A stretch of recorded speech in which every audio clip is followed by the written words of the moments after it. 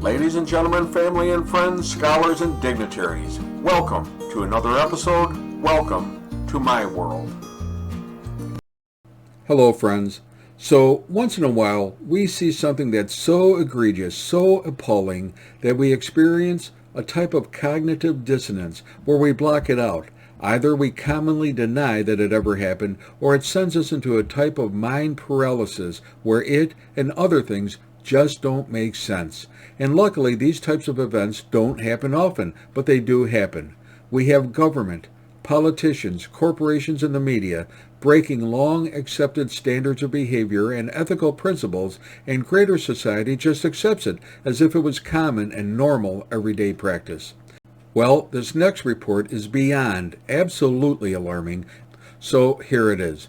As you know, we suffered an epidemic, a pandemic, the 2019 SARS-CoV virus that swept across the world in a very short time, leaving a path of morbidity and mortality. And according to the sources, this virus actually had a low mortality rate, yet the virus has claimed over 6.5 million lives across the world. So I'm not going to speculate about the origins of COVID or about the etiology or epidemiology, but the fact is I want to bring to your attention that we don't learn from our mistakes. We don't learn from history. We continue to play with these most deadly viruses, flaunting science in the name of curiosity and even profit. We continue to insult science. We continue to manipulate and corrupt and pervert the most basic laws of nature in an attempt to show man's intellectual superiority. And like Dr. Frankenstein, it can certainly come back to haunt us. So here it is. Researchers in Boston developed a SARS-CoV strain of virus that can effectively kill 80% of the mice it was tested on. It killed 80% of the mice. Now, here's where it gets complicated. The worry is that this virus, if it was bioengineered for gain of function, might have the same high transmissibility between people as the Omicron variant, while potentially also causing more severe disease and having a higher mortality rate like the ancestral strain. So there is now great debate about whether the study amounted to gain-of-function research, where scientists take a virus and enhance it through a change in a property, such as transmissibility, or even by having a new property added.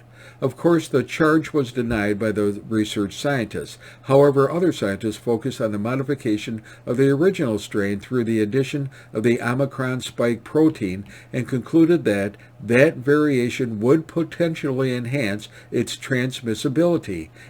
And the end result? Well, if this virus ever escaped the Biosafety Level 4 protection protocol and was also released into society, this could be devastating to the human race. No one knows. But here's the catch. No matter what the protocol is for any virus, germ, or bacterium, there is always a risk with experimenting with bioengineering on this magnitude. There is always a risk such that a virulent virus, a virus without a treatment remedy, can be erroneously or even consciously released upon society. And the deaths could be astronomical. The deaths could actually exceed that of the 1918 Spanish flu, which killed over 50 million people worldwide.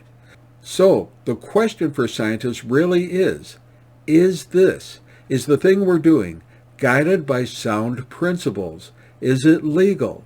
Is it legitimate? Is it licit? Is it honorable? Is it moral? Is it ethical? Is it logical to be experimenting in such an arena, especially when there are such great risks involved and when there are no treatment options available? Remember, Dr. Frankenstein said, "What can go wrong?" Well, he found out all too quickly how fast things can go wrong.